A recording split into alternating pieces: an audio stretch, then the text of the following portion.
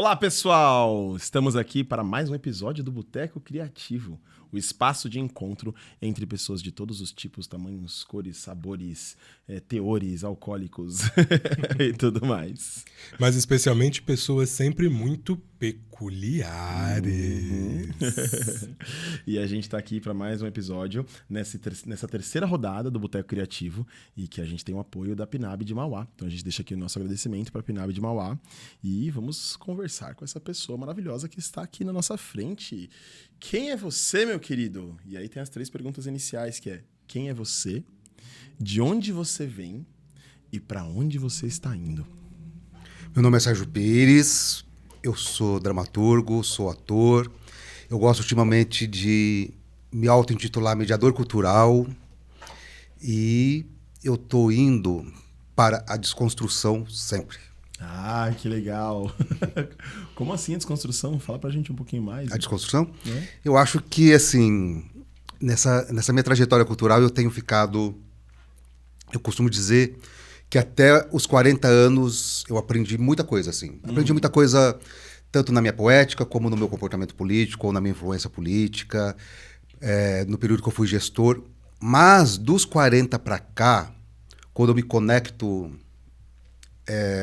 mais ainda com a minha poética, depois de passar um período em gestão, eu percebo que é um momento de desconstrução, assim, que houve uma virada de compreensão política e poética no mundo, no nosso inconsciente coletivo.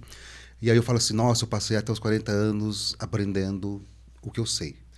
E agora eu estou desaprendendo o que eu sei para aprender outras coisas. Que legal! Caramba, forte. E o que é esse mediador cultural? Porque eu gostei desse termo também. Você gostou desse termo? Achei bonito. Mediador cultural? Né? Porque você fala Mas assim, eu não sei se eu sei o que é um mediador cultural, né? Queria saber, entender um pouquinho melhor o que o mediador cultural faz. Então, na verdade, eu não sei se é o que o mediador cultural faz. Eu acho que aquilo que o mediador cultural é, assim. Eu acho que a gente demora muito tempo... A gente demora muito tempo para se entender, para entender qual é o nosso lugar no mundo, para entender como a gente tem. E como eu estou nesse período, né, já há 11 anos de questionamento, assim, e eu acho que em todas as instâncias da vida, acho que todos os corpos, acho que todos os sabores, como você disse, acho que todas as pessoas e todas as peculiaridades, assim, hoje nós vivemos um momento muito forte de desconstrução de tudo aquilo que o patriarcado nos ensinou. De tudo aquilo que o patriarcado nos ensinou. E durante os 12 anos que, por exemplo, que eu atuei como gestor aí dentro do serviço público, né? Eu já não gostava que me chamassem de coordenador, de diretor. Eu falava assim, gente, eu não sou isso. O que eu faço é uma mediação. O que eu faço é uma mediação entre o que as pessoas querem, o que eu faço é uma mediação entre o que a administração quer e o que eu faço que é uma mediação entre o que eu penso que a cidade precisa, assim. Porque eu penso que todos esses termos muito inquisitivos, assim, eles são muito patriarcalizados, sabe, assim? Então, por exemplo, assim, né? Uma galera de São Bernardo, já fiz dois curtas-metragens com eles, e tudo bem, assim, a gente coloca lá na ficha técnica, preparador de elenco e tudo mais. Mas quando eu me reúno com o elenco, eu falo, eu não sou um preparador de elenco, eu sou um mediador de elenco, assim. Eu faço uma mediação entre aquilo que o roteiro sugere, entre aquilo que vocês já são, porque eu acredito que a gente não prepara o elenco, por exemplo, a gente media essas energias de elenco, a gente media a trajetória desses atores que estão em cena. E porque preparador, por exemplo, né, fica uma coisa assim de que parece que eu estou num pedestal, assim, parece que eu estou um degrau acima. Mas eu acho que isso é tudo. Eu acho que isso é quando eu estou atuando em gestão cultural. Eu acredito sempre que eu sou um mediador. Quando eu estou dando aula, eu acho que eu faço uma mediação. E esse termo, ele vem, inclusive, quando eu me descubro um bandista, quando eu me aproximo da minha compreensão do que é ser um homem e um artista preto, e principalmente da minha compreensão do que é ser um artista preto, LGBT e periférico e suburbano, porque afinal de contas nós estamos na metrópole, né? Além de estar na periferia, a gente está no subúrbio, a gente está no E o que aqui é no o eixo. subúrbio, hein? O subúrbio, então, eu atuo muito na Zona Leste, né? Assim, já há alguns anos em São Paulo, assim. E lá a gente chama... Então lá a gente fala assim, nossa, os corpos periféricos aqui da Zona Leste, a gente fala isso. Mas eu também, de uns anos para cá, tenho atuado muito em Santo André, Mauá, enfim, minha vida toda foi aqui no ABC. E a gente tem uma política, e a gente tem um movimento cultural que, se você for olhar, ele diferencia bastante de São Paulo, assim. Então, por exemplo, assim, quando você vai para os extremos de São Paulo, para os extremos mesmo, assim, para as periferias mais extremas, você percebe que existe um empoderamento, uma conscientização e um lugar de reivindicação mais consciente. Porque, querendo ou não, nós que estamos na região metropolitana, né, a gente tem um pouco da utopia de alcançar, em vários aspectos, aquilo que se dá na metrópole, aquilo que acontece na metrópole, assim. E é um outro movimento, né? Então, eu acho que o subúrbio é esse lugar que não é uma metrópole, mas a gente também não é... Nós não somos interioranos, mas às vezes a gente tem esse trauma, a gente mesmo se coloca às vezes um pouco nesse lugar, né? De Mauá, por exemplo, né? Mauá, que é a cidade em que eu moro, querendo ou não, por mais que seja uma expressão não usada, a gente ainda carrega um pouco esse estigma da cidade dormitório. Por mais que a cidade tenha crescido, né? E isso ainda está no inconsciente. Se você for olhar no inconsciente de nós, fazedores de arte, de nós, trabalhadores da cultura, e mesmo das pessoas, assim, de valorizar muito mais aquilo que está na metrópole ou nos arredores da metrópole do que nós que estamos nos arredores da metrópole, mas nós estamos num outro... Isso para não polemizar, né? Para não polemizar. E se fosse pra Mas eu vou polemizar, por exemplo, assim, Mauá é uma cidade que, se eu não me engano, são 23 vereadores, nós não temos uma mulher eleita. Uau. Então, quando eu penso, eu gosto de dar esse exemplo, porque quando eu penso nisso, a gente pensa o quanto isso ainda carrega um resquício de uma cidade que tem um perfil colonialista, de uma cidade que tem um perfil machista, de uma cidade que é extremamente patriarcalizada, assim, que ainda é direcionada por homens. E aí, voltando, acho que o mediador cultural é por conta disso, assim, porque o que eu tento fazer em tudo que eu faço é de mediar. É mediar interesses, assim. É um exercício, na realidade. Então é por isso que eu me coloco. Então eu falo assim, eu faço mediação de elenco, eu faço mediação cultural, e não, né, que é a gestão. Porque não sou eu que estou ali criando, né? Assim, eu acho que eu coordenei durante 4 anos, por exemplo, a Escola Livre de Cinema também em Santo André. E aí eu falava assim, eu não estou aqui exercendo a minha poética, eu estou aqui para que as pessoas tenham liberdade e direito de exercer as suas poéticas. Uau. E isso era uma coisa que eu conversava muito com os professores na época, assim, né? Assim, não são nossos projetos pessoais. Lógico que nós precisamos orientar, a gente precisa possibilitar isso, mas não são os nossos projetos. A gente precisa empoderar para que essas pessoas tenham os projetos, que elas façam os projetos dela. E aí eu coloco isso como uma mediação, senão começa a cair ou caminhar para aquela coisa do isso pode, isso não pode, isso deve, isso não deve. E a gente sabe que a gente pode tudo, né? A gente pode tudo. A gente pode tudo. Sensacional. Eu acho que eu vou aproveitar a deixa para encerrar o nosso primeiro bloco e a gente volta já já com mais Boteco Criativo para ouvir Sérgio Pires contando de como que é quando ele exerce a sua poética no nosso segundo bloco. Até já. Até já, gente. A EQ Produções, com 20 anos de experiência transformando e criando eventos de sucesso. Produções audiovisuais, institucionais, convenções, lives, reuniões personalizadas. Total atenção às tendências globais, com ferramentas avançadas e tecnologia. Câmeras Full HD e 4K, edições também ao vivo. Entre em contato www.aeqproduções.com. Estamos de volta com o Boteco Criativo com Sérgio Pires. E eu preciso perguntar, hein? Você já curtiu? Você já compartilhou? Você já comentou aqui embaixo? Essa é a sua maneira de apoiar o nosso trabalho, o trabalho do Serginho e a continuidade do Boteco Criativo.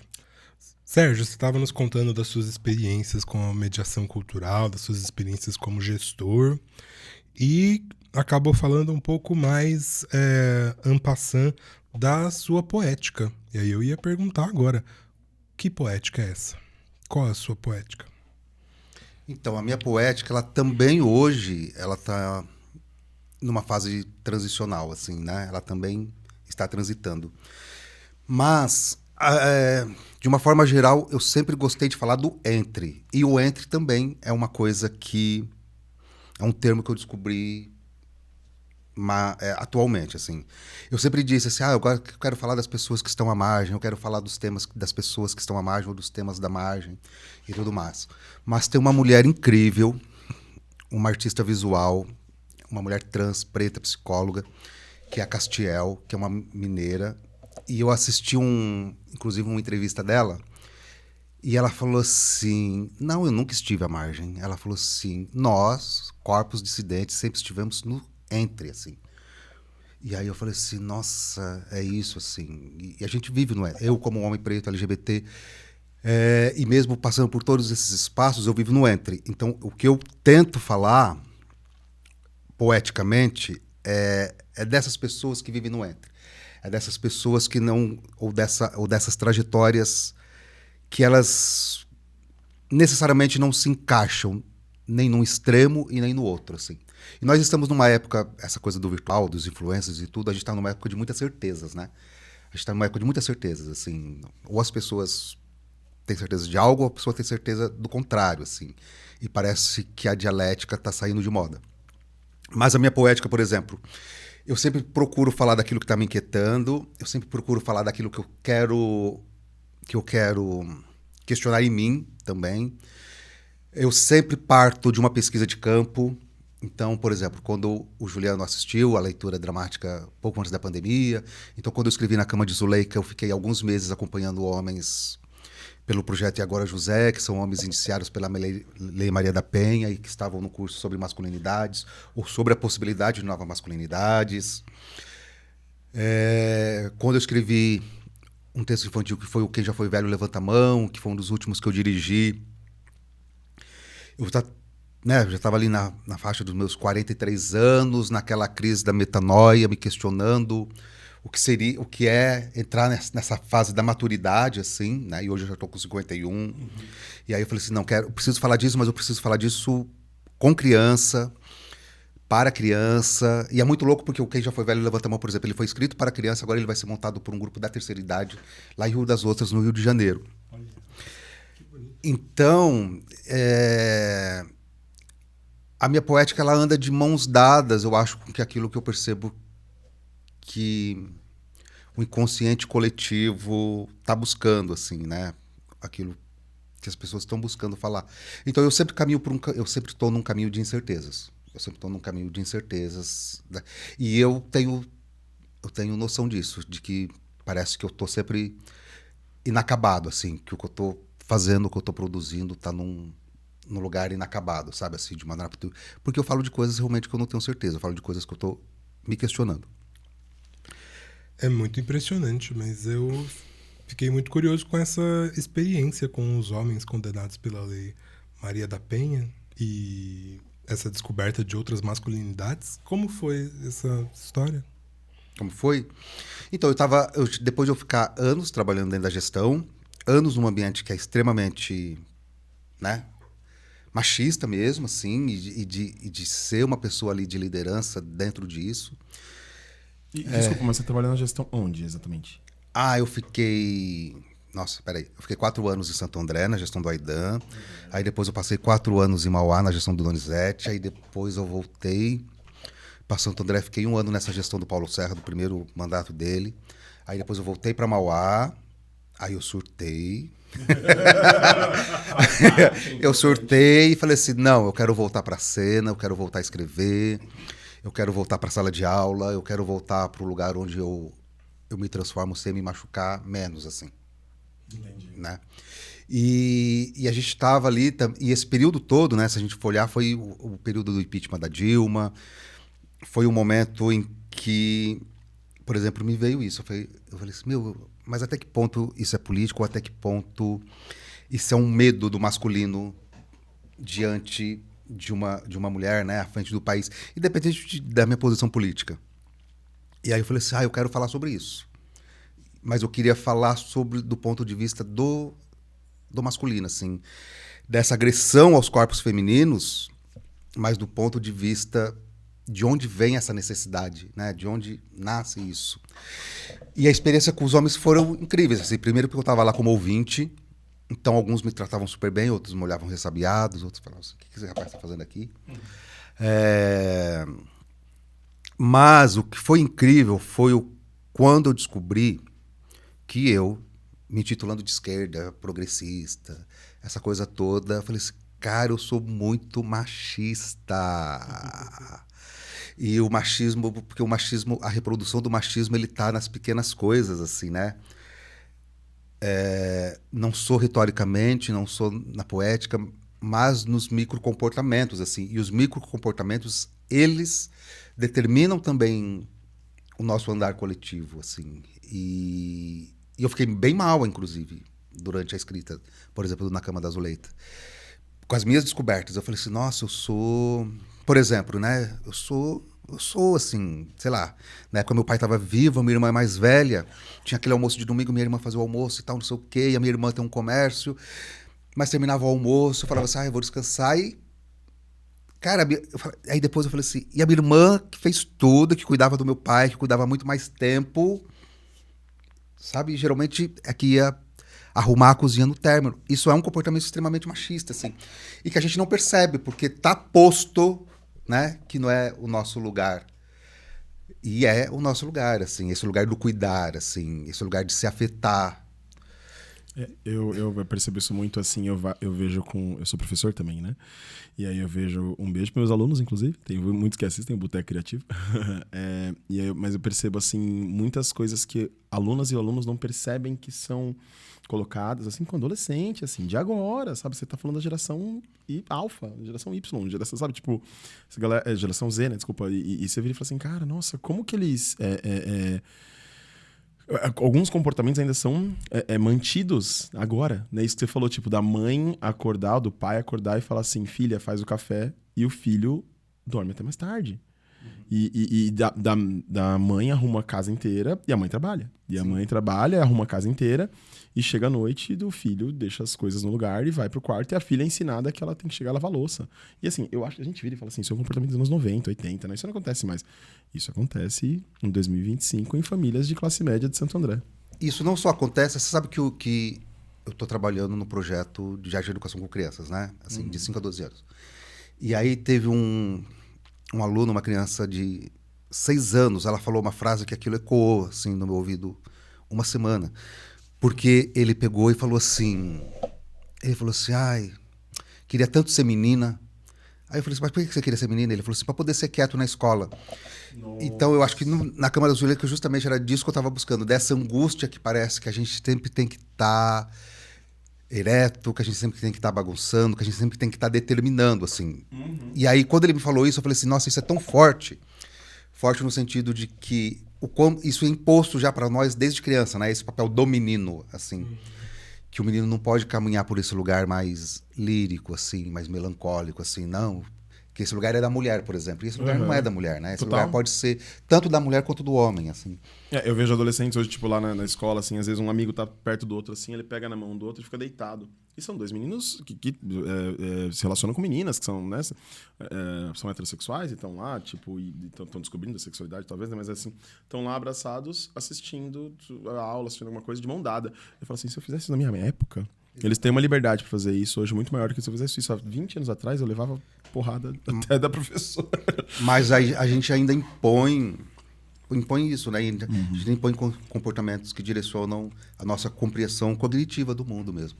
Sim, total. E deve ser muito doido, porque eu notei que você tem tido uma produção recente bastante voltada para a infância até. Sim. Isso deve ser muito doido de pensar em relação ao público infantil, né? Fala pra gente um pouquinho mais, inclusive, dessa produção. Essas desconstruções, essas discussões. E até esse lugar da mediação, né? Porque quando você coloca o termo mediação tão presente no seu cotidiano artístico cultural, isso está presente dentro da sua obra, né? Como que isso fica para você, para as crianças? Assim? Cara, primeiro eu preciso fazer um registro que isso é muito doido, né? Porque, assim, eu sempre gostei de escrever para a infância. Eu sempre gostei de escrever, desde sempre. E ali no final dos anos 90, início dos anos 2000, por exemplo, eu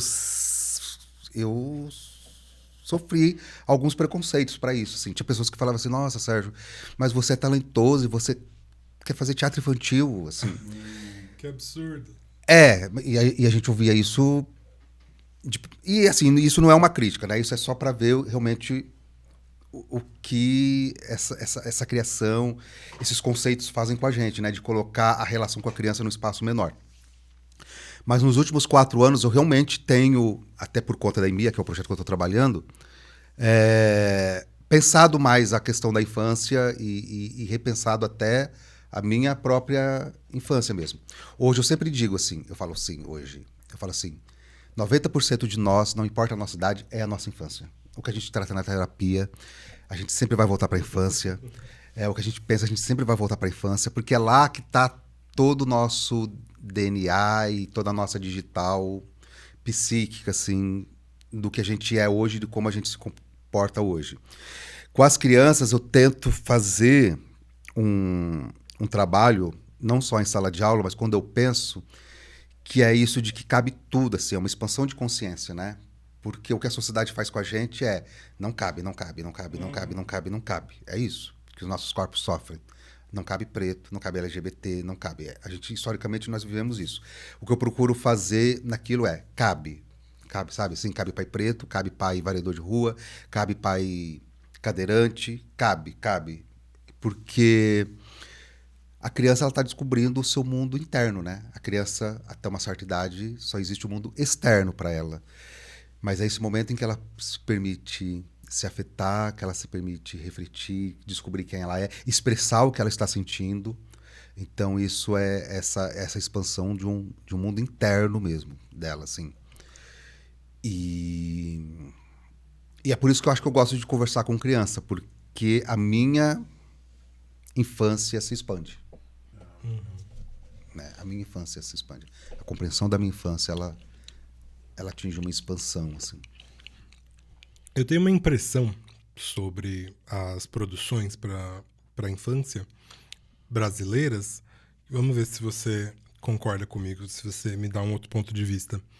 Mas eu tenho a impressão de que a gente produz pouco para a infância. Eu vejo o volume de produções que chegam ao público infantil que vem de fora, que vem do estrangeiro, e aí, sobretudo, do norte global, dos Estados Unidos, do Reino Unido, do resto da Europa, frente às nossas produções, nossas dramaturgias, nossas animações, nossos programas infantis para televisão. Isso grita nas animações, né? Quando você para pensar as animações que alcançam o público infantil, isso grita. Né? E é uma expressão que vem também de todas as outras artes para mim. Eu não sei o que você pensa, assim. Você vê essa oposição que eu vejo entre a produção para a infância nacional e a produção para a infância que vem do estrangeiro?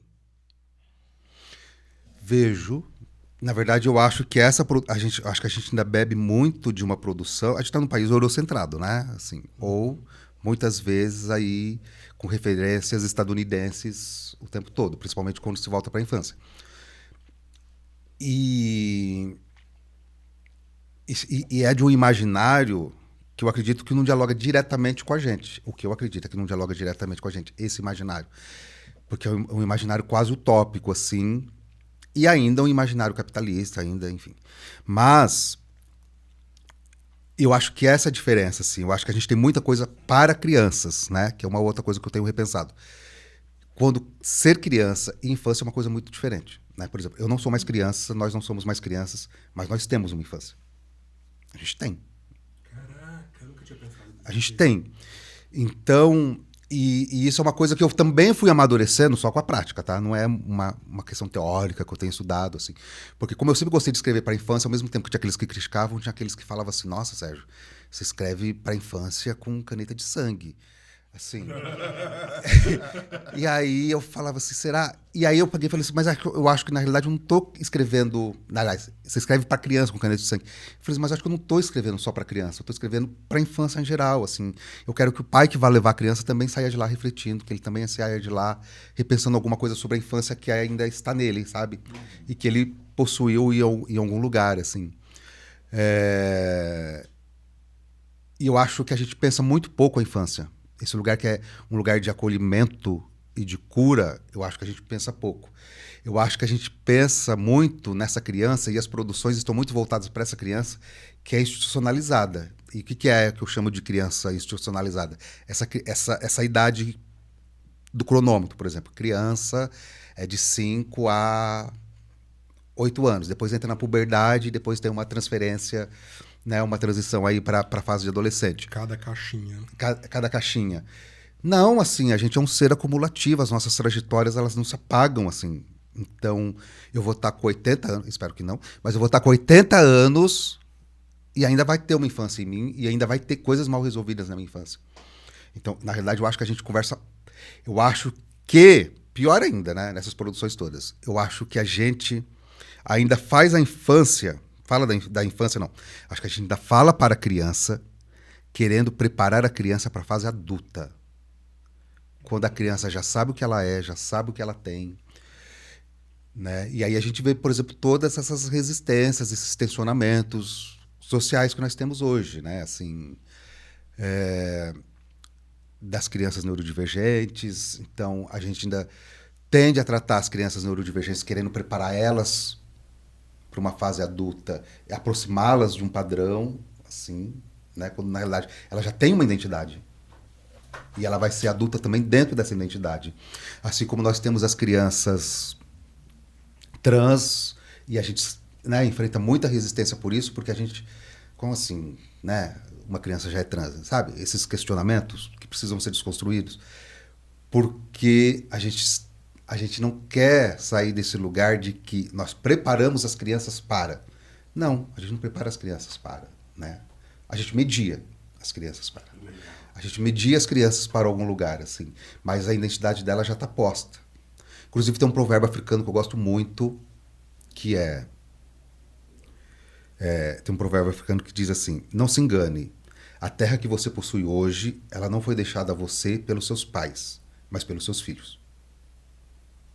Então, que nos coloca nesse lugar de que isso que nós temos hoje não nos pertence, isso é para o futuro. Então, a gente está aqui justamente para fazer a Terra girar, a gente está aqui justamente para se entender e fazer esse movimento girar, assim. Mas a gente tenta manter esse conceito de criança ainda, né? A gente quer educar. E óbvio, a gente precisa preparar e educar, mas acho que não nesse lugar de determinar, né? A educação, ela é um trajeto que a gente oferece, vários trajetos, na verdade, e segue junto e está ali segurando a mão, assim. Mas eu acho que a gente não determina, né, a gente não determina identidades, a gente não determina fés, a gente não determina as coisas.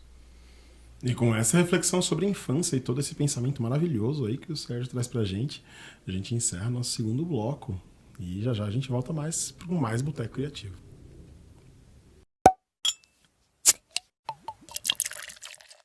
Ei, você que está acompanhando o Boteco Criativo, sabia que aqui na Alvorada a gente também tem um espetáculo infantil? Segue as redes do Lara e o Pássaro, é @Lara e o Pássaro no Instagram. Assim você vai ficar sabendo quando vai ter apresentação pertinho de você. Estamos de volta com o Boteco Criativo, hoje aqui com Sérgio Pires. E, Sérgio, a gente está curioso aí com esses livros que você trouxe. Que eu trouxe? Uhum. Eu trouxe, na verdade, de presente também para vocês. Aqui tem o Dramaturgia para a Infância. O Dramaturgia para a Infância, na realidade, são 2 textos que eu reuni, meu. Que é um pouco o que a gente falou, né, anteriormente. E são 2 textos meus. Um texto meu de 1997, que eu repensei e remontei durante a pandemia. Inclusive, foi um projeto aí que recebeu o apoio do PROAC e tal. E o outro é justamente o Quem Já Foi Velho Levanta a Mão, que foi um texto que eu escrevi também ali. Esse nome é maravilhoso. Quem Já Foi Velho Levanta a Mão? É. Então, esse daí. E esse daqui é o meu mais recente. Eu ainda não tive tempo de trabalhar na produção dele, assim, mesmo assim, que a gente faz tanta coisa ao mesmo tempo. Que é o Filho de Herói Preto, que é um texto que fala de masculinidade para criança. De alguma forma, a gente repensa a questão Eu não vou resistir, não, eu vou abrir. a gente repensa a questão da... Isso aí tem muita influência desses 4 anos dentro da EMEA, que é a questão de ser um livro afrocentrado, de falar de orixalidade para criança, de pensar a questão da masculinidade para criança. E não é autobiográfico, não é um livro autobiográfico, mas ele é uma homenagem para o meu pai, assim, porque o meu pai, ele foi um herói que eu não percebia, por exemplo, que era herói, né? Dentro do meu conceito de herói. Eu fui aquela criança preta, periférica, suburbana, que a gente falou no início. Eu fui aquela criança preta, periférica e suburbana que eu sempre achava os pais das outras crianças mais herói que o meu. Mais herói no sentido do capital.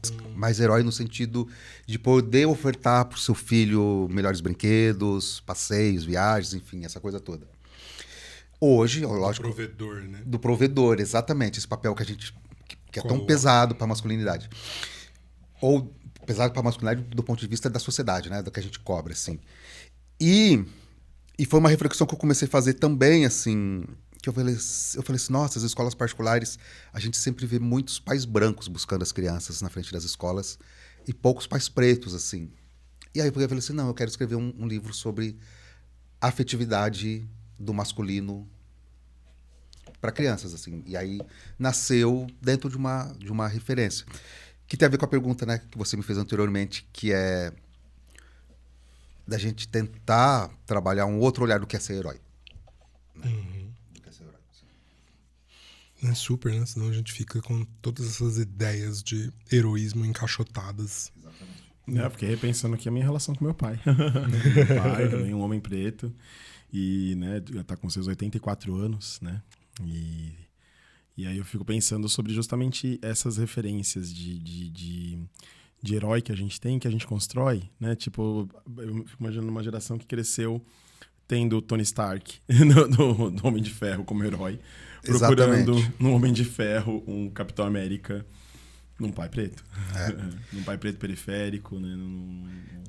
E aí, embora não seja autobiográfico, tem algumas imagens minhas, né? Por exemplo, tem uma imagem minha que eu gosto muito aí, que é uma percepção que eu trago hoje, que assim, eu falo assim, nossa, o dia mais feliz do mês pro meu pai, quando a gente era criança, era o dia em que ele fazia despesa. Era o dia em que ele chegava com as coisas do mercado, assim, que ele chegava com um sorriso radiante, assim. Isso aqui é heroísmo maior que esse, né, assim. E meu pai sempre trabalhou realmente dentro dos serviços urbanos da cidade, quer dizer, sempre não, né? Teve outros empregos, mas trabalhou dentro do serviço urbano da cidade. Então ele sempre foi aquela pessoa mesmo que estava sempre na rua, limpando bueiro, varrendo rua, essa coisa toda. E é isso, e essas pessoas... Aqui em Santo André mesmo? Não, em Mauá. Essas pessoas são tão heróis quanto, né? Assim, são funções tão heróis quanto. E aí, por exemplo, no Filho de Herói Preto, eu coloco que, além dele cumprir essa função, ele é um filho de Xangô. Porque ele é aquele que cuida da cidade, aquele que coisa a justiça, enfim. Eu vou trazendo essa referência à orixalidade que parece que a gente tem dentro desse movimento da apropriação da branquitude, de linkar essa coisa do poder também com a coisa do apreender, né? Do ter posse, assim. Sim. E não tá, né? Assim, não tá. Tem um termo aí que você falou que eu não... Você já tinha falado ele antes, mas eu achei maravilhoso, que é a orixalidade. É a orixalidade. Né? Que é... Essa coisa dos orixás que pertence a todos, né? Todos nós somos... É porque a gente tinha guiados. alguma coisa a ver com oralidade também ligado. Eu pensei que passava por esse lugar da oralidade. Tudo bem que a cultura de matriz africana tem muita oralidade, né? Sim. Mas é que eu achei que quando você falou orixalidade tinha a ver com alguma coisa relacionada também a oralidades. Não deixa de ter, né? Não deixa de ter, mas tem isso. E tem uma outra coisa que eu preciso falar, acho que do Filho do Herói Preto, que é... Acho que eu me esqueci, eu tava com isso na cabeça. Que é essa coisa do... Daqui a pouco eu me lembro. Mas então eu queria Eu não aproveitar lembro. para agradecer pelos presentes, adorei, maravilhosos. Sim, e a gente vai querer seu autógrafo nos Por nossos favor. livros, pra gente guardar de recordação. E vale lembrar que quem ilustrou também foi uma mulher preta, só que eu sou da Umbanda, ela é do Candomblé. Então, acho que é um diálogo entre essas religiões, porque ainda que parece que, querendo ou não, as pessoas... Ainda há uma rixa, né? Ou as pessoas inventam rixas entre essas duas coisas. Então, não foi à toa que eu busquei uma mulher e uma mulher que fosse do Candomblé para fazer. Eu acho que eu lembrei, assim... O meu pai... Lembrei de uma coisa muito interessante nessa coisa da despesa. Depois que meu pai morreu, eu levei os documentos dele para casa, né? E o meu pai, ele trabalhou muito tempo na cidade, no interior, assim, e ele era caseiro. Muito tempo. Ele foi caseiro do sítio das pessoas, assim. E aí tem uma coisa, no primeiro emprego dele, que se chama carta de colono. Nossa. Carta de colono. E aí quando você... Que foi ali bem na era Vargas, ali, logo no início, né? E aí na carta de colono, quando você lê, está lá que o caseiro ele não pode ter nada. Ele não pode ser dono nem do próprio cachorro. Ele não pode ser dono de nada que tem nessa propriedade. E ele só pode se ausentar. Ele só pode se ausentar uma vez por mês para fazer compra. E essa compra tinha o dia lá, que eu não vou me lembrar agora. Tinha o dia do mês que ele tinha que se ausentar. E isso é muito doido, assim, porque eu venho de uma família grande, mas aí minha mãe faleceu, depois meu irmão faleceu, tal, não sei o quê. Enfim, a casa foi esvaziando. E o meu pai, ele tinha uma fixação de que se o pagamento dele caísse, ele tinha que fazer a compra. Se o pagamento dele caísse. E eu só fui entender isso depois que ele morreu, quando eu li esse documento, porque eu falei assim, olha, isso ficou na mente dele, né? Isso ficou na mente do cara Uma vida inteira. porque a gente falava assim, mas por que o pai caiu no mercado? Os armários estão cheios, tem um monte de coisa aí, a gente não precisa comprar nada. E ele falava assim, não, tem que ir. Então a gente fica condicionado. Olha como a sociedade nos condiciona, né? Nos nossos comportamentos, assim. E eu acho que é por isso que eu trago essa imagem muito forte de que é o dia em que ele chegava com as compras, assim. Porque é o dia que ensinaram para ele que era o único dia de liberdade dele também. Uau. Caraca. Que forte pensar, né? Não falo disso, mas eu parto dessa imagem para conversar com as crianças hoje. Irônica. Carta do colono. Carta do colono. Carta do colono. Que eu já tenho um outro projeto em mente que eu quero fazer a partir disso. A partir dessa carta de colono. Em literatura ou em teatro? Em teatro. Eu ia perguntar isso, de como que fica o processo criativo em uma linguagem e na outra, o quanto é parecido, o quanto é diferente. O processo criativo? Olha... Não, é muito diferente. É muito diferente porque o teatro a gente está falando de uma coisa coletiva. E aí a gente, quando fala do teatro, a gente precisa muito... Não que uma obra literária não seja um encontro coletivo. Ela é, mas ela exige menos pessoas envolvidas. Mas o teatro sempre é uma produção, e eu acho que o mais difícil ainda do teatro, nessa fase que a gente está vivendo, é de você encontrar pessoas que complementam seus pensamentos dentro daquilo que você está pensando, ou dentro daquilo que você está querendo desconstruir. Não é nem dentro daquilo que você está pensando. Mas é da dentro produção, você diz, na hora da produção artística. Na hora da produção, na hora de pensar poeticamente, na hora de pensar na cena. Porque dentro dessa coisa da Carta do Colono, por exemplo, que é um projeto que eu tenho em mente, que eu gostaria muito de falar justamente sobre essa questão da paternidade preta e da masculinidade preta, e aí para um público adulto. Mas... não é porque nós somos pessoas pretas que a gente pensa tudo igual, né? Ou que a gente tem uma mesma visão. Então, acho que é mais difícil. Esse encontro hoje, ele é mais escasso de você encontrar. E eu tô falando encontrar, não tô falando de reunir um elenco, porque reunir um elenco é muito fácil. Sim. Né? A gente pode reunir um elenco e reunir as pessoas. E a gente pode fazer um agrupamento. Mas eu tô tentando encontrar e estou observando quais são as pessoas que vêm de encontro a isso que eu quero discutir, assim, que queira repensar a sua infância preta e, a partir dessa infância preta, repensar o que é ser filho de um pai preto, assim, que é o nome do projeto, na verdade, né? Ela parte dessa coisa da Carta do Colono, mas que é isso, assim, e de pensar o quanto nós somos colonizados ainda, né? O quanto ainda somos colonizados. A Carta de Colono, ela é as leis trabalhistas mudaram muito pouco. E na era Bolsonaro as leis trabalhistas ainda regrediram um pouco, né? Sim. Então, o quanto a gente pode ser colonizado, quer dizer, nós somos colonizados e o quanto isso pode piorar muito rapidamente. E eu acho que, apesar da contemporaneidade, da importância do termo decolonial, né, que a gente usa bastante, tudo, mas eu acho que não dá da profundidade do que é ser decolonial quando a gente pensa nessas raízes, que nem você fala, quando você fala da carta do colono, você fala assim, cara, é uma coisa que tá no inconsciente da pessoa, que não é só eu simplesmente não usar uma matriz europeia para fazer uma escrita ou para fazer uma peça ou para fazer, mas é como que eu remeto a minhas coisas que talvez eu nem pensei, nem... Mas eu vou expandir a provocação do Pangones, tá? Por favor. Mas como também é esse projeto, eu acho que ele também está demorando para ser gestado, porque sou eu que vou fazer. Esse pai. E aí eu falo assim, eu acho que eu não estou preparado. Não como dramaturgo, como ator. Eu acho que como dramaturgo eu estou preparado. Como ator, eu fico falando assim, meu Deus, será que... Porque eu não sou, por exemplo, eu não sou esse pai, né? Eu falo que eu sou pai na vida, mas eu não sou pai biológico. E aí eu falo assim, será que eu estou preparado para fazer esse pai que é esse arquétipo da colonização mesmo, sobre os nossos corpos, assim, né? E aí eu só fico reunindo imagens. Eu não sei se vocês sabem, por exemplo, teve um dia que eu fui para Paranapiacaba e eu descobri que o senhor que cuida do cemitério de Paranapiacaba, ele mora dentro do cemitério de Paranapiacaba. E aí, por exemplo, eu falei assim, nossa, é esse. Eu descobri, por exemplo, isso é uma... Nem deveria estar revelando isso, né? Porque as pessoas... Mas aí eu peguei e falei assim, é isso, o meu pai preto mora dentro de um cemitério, porque o cemitério também é um lugar de transição. E aí tem a figura do preto velho, e aí tem essa coisa toda. Aí eu falei assim, o meu pai preto, ele mora dentro do cemitério. Porque eu fiquei lá um tempo conversando com ele. Ele falou assim, não, eu moro aqui. Eu acho aquele cemitério lindíssimo, eu tenho uma fixação com o cemitério. Gente. Ele mora lá dentro.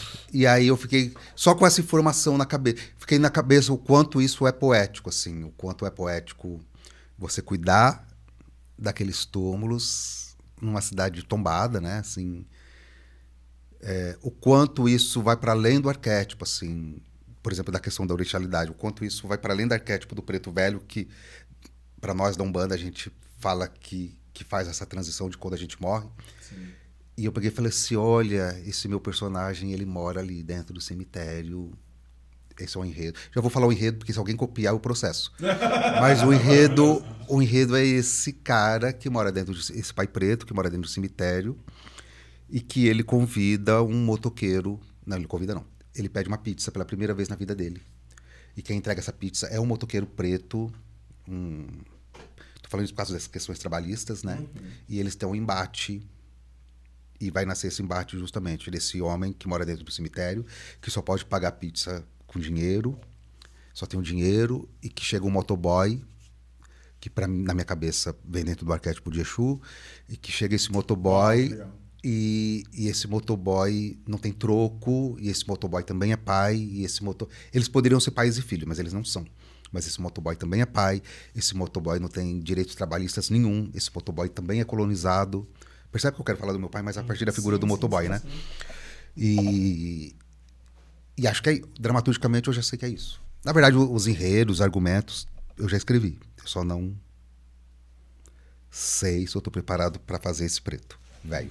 Mas é doido, né? Porque aí é isso, o projeto vai amadurecendo, engordando, ganhando novas imagens, né? Sim. Você descobriu isso no cemitério. Onde pode ser que você vai descobrir o próximo pedacinho desse enredo? Exatamente isso. Você perguntou da minha poética, exatamente isso. Assim, eu fico esperando os encontros acontecerem. Assim, e aí eu vou reunindo. Parece que eu estou totalmente desconectado. Eu falo, nossa, isso me conecta. E aí eu vou me conectando com... E vocês, então, fiquem conectados no Boteco Criativo, que a gente volta já para o quarto e último bloco com o Sérgio Pires. Curta, compartilha, se inscreva, todas aquelas coisas que vocês sabem.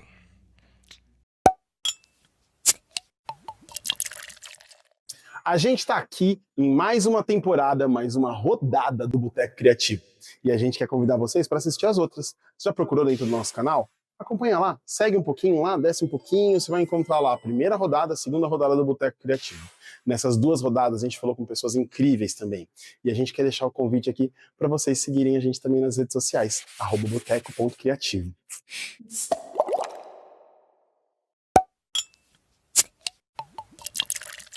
Estamos chegando aqui para o 4º bloco da conversa com Sérgio Pires. E aí eu queria te perguntar, Serginho, você falou aí dos seus projetos, você falou do seu trabalho com mediação, né, e a gestão. E eu queria saber o que a gente pode esperar aí do futuro do Serginho Pires. O que a gente pode ver daqui para frente do seu trabalho, além dessas ideias que você já trouxe pra gente, muito legais. Eu não sei te dizer porque eu vou ao encontro, mas eu tento possibilitar encontros, assim, né? Uma das coisas que eu pretendo muito é trabalhar a partir da questão do Filho de Herói Preto. É um projeto que eu ainda não me dediquei no sentido de fazer uma segunda parte do projeto, que é o encontro com o autor, que eu quero desenvolver e tudo mais. O projeto está pronto, eu só ainda não comecei a produzi-lo. Tem essa inquietação do Pai Preto, mas eu vou possibilitando encontros na minha vida, assim. Agora em junho eu vou fazer um curso com a Márcia Godinho, que é uma preparadora de elenco, e que ela tá aí muito, né, dominando a coisa dos streams e tudo, assim. E vou fazer esse curso justamente porque eu falei assim, nossa, me chamaram para preparar elenco de 2 curtas, assim. E depois, o ano passado, eu também fiz um trabalho em Mauá, que eu chamei de dramaturgia do ator, que era nesse lugar que eu já prefiro dramaturgia do ator, porque está mais próximo da mediação de elenco. Também no ano passado eu fiquei muito imerso num projeto que eu tinha com a Luciana Canton, que também trabalha com atores para o audiovisual. Aí eu falei assim, conheço o método da Luciana, já fiz alguma coisa lá na Fátima Toledo, agora eu acho que está na hora de eu tentar conversar aí com outras pessoas, né, dentro dessa coisa da interpretação, assim, dessa interpretação para o outro, assim. Então eu vou me permitir isso agora no mês de junho, que eu vou fazer o curso com ela. Esse curso vai resultar numa cena, numa cena minha, né? Assim, numa gravação. Tô trabalhando essa coisa porque eu falo que o Filho de Herói Preto, ele é um esquenta para esse projeto adulto que eu quero fazer do Pai Preto. E aí eu tô super mega aberto a todos os encontros. Todos não. A qualquer encontro que possa me desconstruir mais ainda. Aí eu tô super aberto. Que legal. E aonde que a gente te encontra, então? Fala suas redes, compartilha com a gente os seus contatos. Eu tô no Instagram, no @pires404. Um monte de gente me pergunta se 404 tem a ver com a cannabis. Eu falo, não, gente. É só porque quando eu nem sabia disso. Estou dizendo que eu nem sabia disso, né? Mas também é outro número. Eu falo, não, Pires 404, porque 404 é o número do meu apartamento lá onde eu moro. Eu coloquei Pires 404, sabe? Só para não esquecer o link do Instagram. Eu tenho lá um canal no YouTube, mas eu posto pouca coisa. Eu posto mais coisa das minhas aulas mesmo. E tem isso, né? Porque a gente também tem que se produzir, né? E a gente tem que trabalhar, então tô na EMEA, tô no Instituto, tô com esses projetos em mente. Mas nisso de precisar se produzir, eu fico muito curioso para perguntar como que você viabiliza, inclusive do ponto de vista financeiro, toda essa produção. E especialmente porque você tem muitos anos de trabalho na área, então eu imagino que ao longo desse período você usou de muitas estratégias diferentes. Sim. Então, eu utilizei de muitas estratégias diferentes. É que eu sou de um outro período, né? Eu sou de um outro período. Então, por exemplo... E eu trabalho muito para o outro. Assim, quando eu falo dos encontros, eu trabalho muito. Por exemplo, tem um texto meu que está nesse exato momento aí no Circuito Sesc, e as pessoas não sabem que é um texto meu, assim, né? Assim... E é um espetáculo que já está há 4 anos circulando. Eles foram para o Vale do Rio Doce, ganharam patrocínio, que é uma parceria minha com a Barracão Cultural, da Heloísa Helena, que é uma produtora incrível, assim. E que, por exemplo, ela tem todos os contatos, eu não sei como ela consegue produzir tão bem. Mas eu sei que o Nós já fez temporadas no Sesc, já percorreu quase todos os Sesc, percorreu lá vários estados do Nordeste pelo edital da Vale do Rio Doce, mas não são projetos que eu estou atuando, né? E essa parte bom de ser dramaturgo, né? Porque você fica com a sua energia pulsando em vários lugares ao mesmo tempo que tem lá o pessoal em Rio das Ostras se preparando, porque quem já foi ver, levanta a mão, tem o nós que está circulando por aí. E aí o dinheiro de direitos autorais vai pingando. Exatamente. E hoje, por exemplo, eles estão se apresentando. Eu nem sei qual Sesc, mas eles estão se apresentando no Circuito Sesc hoje, o Nós. Que é uma adaptação da Eva Furnari, que também é um texto voltado para a infância. E aí é assumidamente um texto voltado para a infância de todas as idades, porque é teatro de rua. E é uma adaptação do texto da Eva Furnari. E agora, os meus projetos, assim, ou eu tento recursos, ou eu mesmo banco ao longo da minha vida, assim, alguns eu mesmo banco. Então, tem vários caminhos, assim. Ou eu promovo encontros, porque eu não tenho um grupo, né? Eu falo que eu sou 100% solo, assim. Eu não tenho um grupo exatamente, mas eu já bati na mesa. Eu não tenho um grupo exatamente, mas eu tenho parcerias e eu vou colocando de acordo com o projeto. Eu acredito muito nisso, assim. Então, do outro lado do morro existe um sonho, Crianças Pretas, que foi o último trabalho que eu montei, que foi com o Proac e tudo, mas a produção foi da Alice, né? Eu estava ali dando todo o amparo para a produção, o projeto era meu, mas a produção foi da Alice Nascimento, que era também atriz do projeto, assim. O Quem Já Foi Velho Levanta a Mão, que foi uma grande brincadeira, eu chamei pessoas que estavam a fim de comprar proposta, então chamei a Renata Moré, chamei a Sandra Maurami, que ambas são de Santo André, e elas bancaram, e o projeto ele nasceu sem produção, porque eu falei assim, gente, não tem produção. Então, joguei um monte de brinquedo, isso virou inclusive dramaturgia, vamos brincar e vamos ver o que dá, assim. Inclusive eu comecei pelo cenário, a produção. Mas eu acho que tem uma coisa que facilita no meu trabalho, que é a coisa de... Eu sempre quero uma relação muito próxima com o espectador, assim. Então eu sempre quero coisas muito pequenas, muito de bolso, muito próximas, muito diretas, assim. Então acho que isso facilita do ponto de vista de produção, tá? Sabe? Financeira mesmo, assim. Mas eu não faço isso só porque é financeira, porque eu acredito. Eu falo que eu tento promover eu tento, a não ser quando me encomendam, mas eu tento, para mim, dentro da Teatro no Pires, uma dramaturgia que ela propõe uma relação com o espectador, olho no olho. É isso, é sempre próximo. Uau, que legal. E a gente consegue, então, acompanhar tudo o que você vai fazer agora pelas redes sociais aí, para saber pro futuro onde encontrar. Porque nem você falou, você disse que, por exemplo, projetos como o que está circulando... Nós, o nome? Nós. Você também, né, divulga, compartilha? Porque eu quero saber, divulgo, eu quero acompanhar. Então, legal. Divulgo. Não, divulgo toda vez que eles fazem, eu divulgo. Quando eles começarem a divulgar Rio das Ostras, eu divulgo. Assim, tô sempre alerta com eles, assim. Não, para acompanhar mais. Para acompanhar. Mas eu acabo... Acho que produção pro artista independente é a parte mais angustiante, assim, né? Então tem que estar pulsando muito, assim. Tanto que já me chamaram, por exemplo, para fazer produção, né? Falar assim, que as pessoas veem envolvido com o terceiro setor, essa coisa, e falam assim... Eu falo, não, gente, não faço produção, não. Eu faço produção daquilo que está pulsando em mim, assim. Eu compro várias propostas, assim. Eu escrevo, faço mediação de elenco, atuo, mas produzir tem que ser uma coisa que está pulsando. Uma coisa muito sua mesmo. Muito Não é um serviço que você presta. E aí, porque aí vale tudo, né? Para essa produção. Fica parecido com a gente nesse sentido. Sim, sim. Como a Alvorada trabalha, como a Alvorada pensa. Uhum. Vira e mexe, procuram esse serviço, né? Alguém que esteja prestando, mas a gente não presta ele para fora. A gente não presta. A gente não presta. Não, mas a gente trabalha com produção para dentro, né? Para os nossos projetos, para as nossas vontades, né? E tanto não prestamos que este Boteco Criativo está chegando ao fim.